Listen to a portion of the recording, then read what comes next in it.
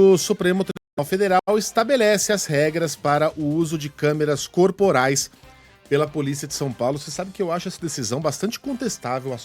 Não acho que é um assunto para o Supremo Tribunal Federal, viu, Sandro? Até porque não tem nada. O Supremo Tribunal Federal guarda a Constituição. E não há nada na Constituição brasileira que fale sobre câmeras. Nada.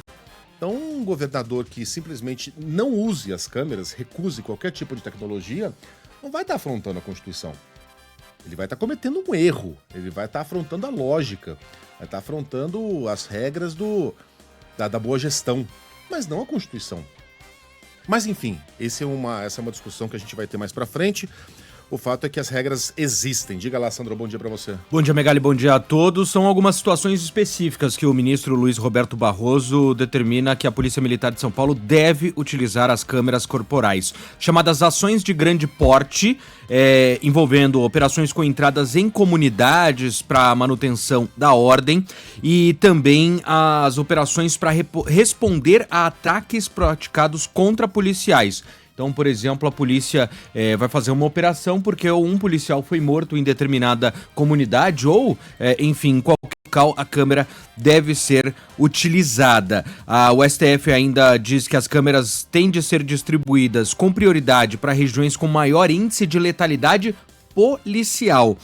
Decisão do Supremo que atende a um pedido de resposta do próprio governo de São Paulo. Gerou um vai e vem entre o STF e o governo de São Paulo, depois de decisões em que o STF mandou utilizar as câmeras em um momento que o governador Tarcísio de Freitas era contra o uso de equipamentos. É importante contextualizar que o governador, ele mesmo usou a palavra, admitiu que foi um erro durante a campanha, início de mandato, se posicionar contra o equipamento. Essa discussão ganhou força depois de casos recentes de violência policial, onde o próprio governador condenou a atitude dos policiais, como o homem que foi jogado de uma ponte por um PM.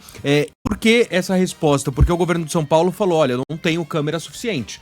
O governo de São Paulo tem 80 mil policiais militares, uma média da ativa, e só 10 mil equipamentos de gravação, deve chegar a 12 mil em breve. Então não tem como usar. O ministro Luiz Roberto Barroso diz que, fora essas circunstâncias onde é obrigatório o uso das câmeras, é recomendado que se utilize em outras situações. E tem um ponto importante, o governo de São Paulo está trocando o modelo da câmera. Anunciou a compra de equipamentos que não gravam ininterruptamente. Isso acontecia antes, o policial saía para as ruas, a câmera estava gravando. Agora é preciso acionar. Isso pode ser feito pelo próprio policial e também pode ser feito por uma central da Polícia Militar. Assim vai funcionar, então?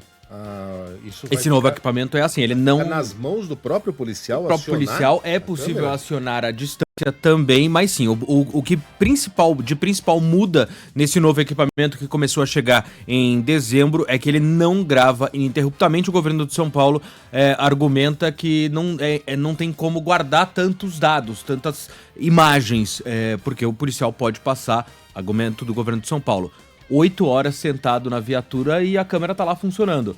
Não teve uma ocorrência.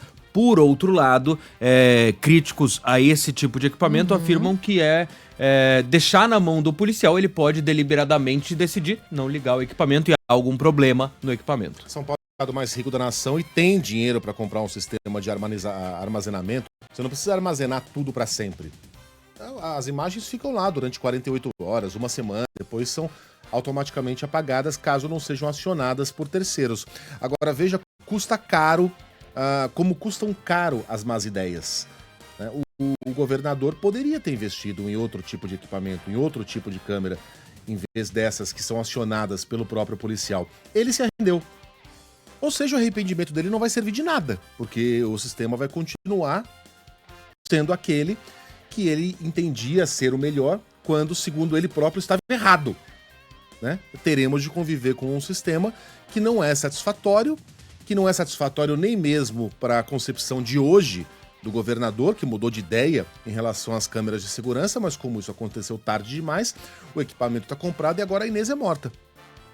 A Inês, o Júlio, o Antônio, ou eventualmente qualquer um que cruze o caminho de maus policiais, que serão eles os responsáveis por ligar aquelas câmeras, porque um mau policial ligaria uma câmera para flagrar um delito ou um crime cometido por ele próprio.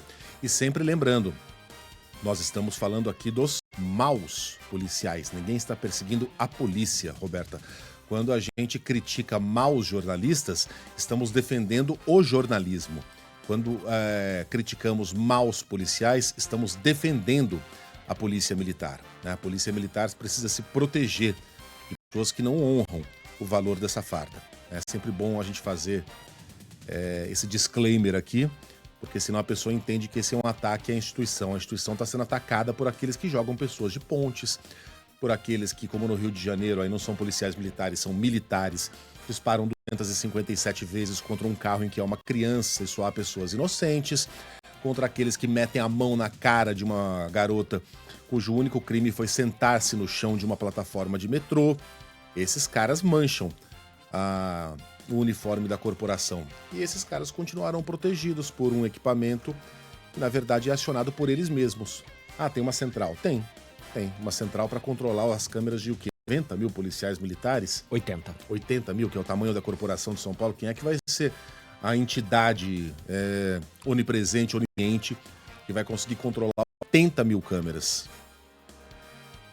Só tem 10 mil ainda.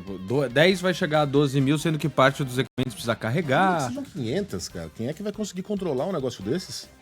Saber o momento certo de ligar? Não há condição de você...